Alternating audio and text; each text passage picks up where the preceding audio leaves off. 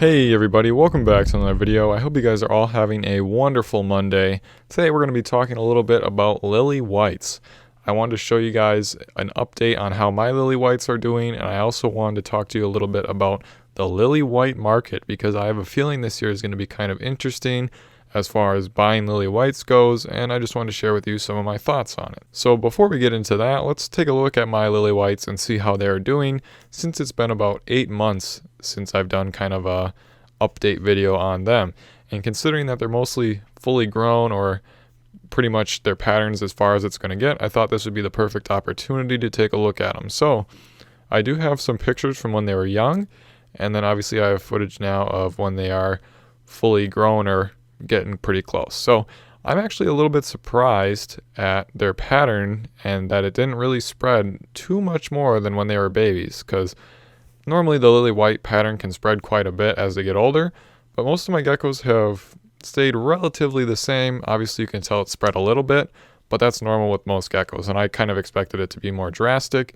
But I really enjoyed having these Lilly Whites over the last couple months. I do find them very pretty compared to some geckos. I don't know. It's just, I've been kind of on and off with the Lilly Whites. I like them, and then they're just okay, and then I like them again. But these last couple months, I really enjoyed watching these guys grow. I think they're beautiful, especially the male. He's wonderful. But anyway, we're going to take a look at the first one here, which is my male Avalanche. You can see this is the one where it's most easy to notice any sort of change in him. You can tell from when he was little, he already had quite a bit of pattern. But now as an adult, you can see that that pattern has spread definitely. And he's also kept his dark base color. But the one thing that I've noticed, he has been pretty much, I would say, fully developed for quite a while now. But his pattern is turning more white. Near the top anyway, like from his top down. Most of that pattern was kind of like a yellowy cream color. And now it's turning more white over time. So potentially, in another year when he's technically like fully grown, his pattern could be all white. I'm not sure if it'll change all that or not. It might stay somewhat creamy, but this one is very easy to tell that he has changed somewhat. Moving on to my female Snowball. This one hasn't really changed at all. In fact, this is probably the one with the least amount of change. You can see here in the baby photos, it looks pretty good here, and I thought it would spread a little bit more. And now as an adult, it looks pretty much the same. It's spread a little bit maybe. And the one thing that I kind of wish would have happened is I thought she was going to get darker, but she turned out more brown, which isn't necessarily bad. It's just I like the dark-based Lilly Whites, where they're really black, and then the white really pops out. And she's kind of just a brown, so that's kind of unfortunate. I didn't really see that coming, but for the most part, she looks the same. She's getting pretty big too now, and she looks good. Moving on to my other female Yeti here. We caught her in mid-shed, sort of. But you can see that this one is also pretty similar to when she was young. This one has gotten darker and is sort of kept like the same little orangey spots, which is really cool. This is I don't want to say my favorite one, but definitely my favorite female compared to the other one. And her pattern's a little bit wider. But for the most part, they haven't really changed too much, which isn't necessarily bad. It's just I was expecting a little bit more pattern development, and I expected them to be more fully covered as adults.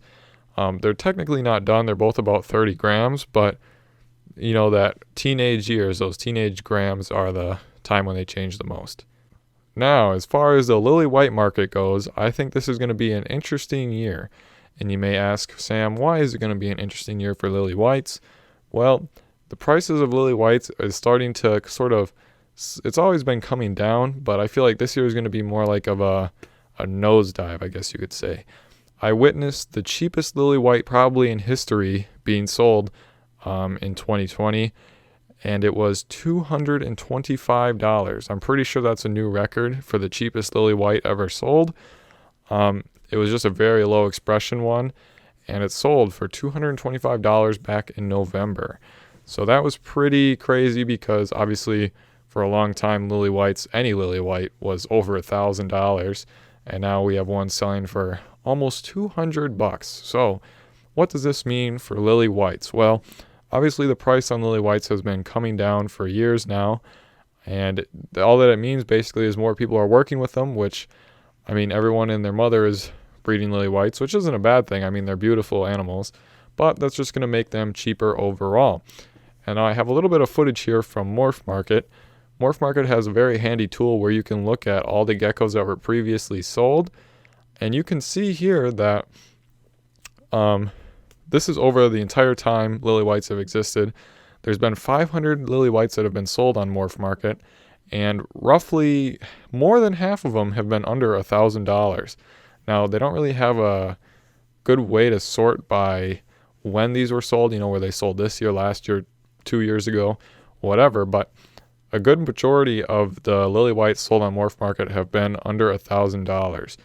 And like back in 2018, you would have been hard pressed to find a Lilly White for, less than $900 or $800. And now this year, there's been quite a few that have been, $400, $500, $600. And then I feel like this year, 2021, we're going to start seeing some $300 to $400 Lilly Whites more normally now. Maybe even some more $200 ones. I was really surprised that there was a $200 Lilly White sold in 2020. But all that this means is Lilly Whites are becoming more affordable. So a lot of you who like the Lilly Whites but don't want to spend $1,000 on them, this may be the time to finally get one. If you're looking for a really pretty pet crested gecko, $300 or $400, you could probably pick one up. And I know that's a lot for a pet animal, but they are worth it. They are really cool. So that's just my overall opinion on what's happening. The average Lilly White, I would say right now, is probably $900. And that is coming down to the average price of a Lilly White. There will always be very expensive Lilly Whites, but the average, normal looking one that has average coverage and average color is definitely going to come down in price. I feel like it's probably around $800 to $1,000. Last year was probably like $900 to $1,100. It's coming down by like $100 or $200 every year, it seems. Maybe that's just me, but I feel like they're definitely coming down in price. And as the years go on, they're going to continue to get cheaper. However, this is just me. I feel like regular crested geckos are getting more expensive, but that's a whole topic for a whole nother video. I got to do some research into that because maybe I'm just crazy. Anyway, thank you guys so much for watching this video. I know it's been a long time and I apologize, but I will be continuing on my 2-week period of uploading from now on. Just had some stuff going on that I was preventing me from uploading a video. But anyway, thank you guys so much for watching. If you enjoyed this video, make sure you leave a like down below. I'm curious, how many of you guys own a Lilly White crested gecko? If you own one, let me know down below in the comments. I'm just curious to see how many people already have a Lilly White. And as always, I hope to see you in my next video.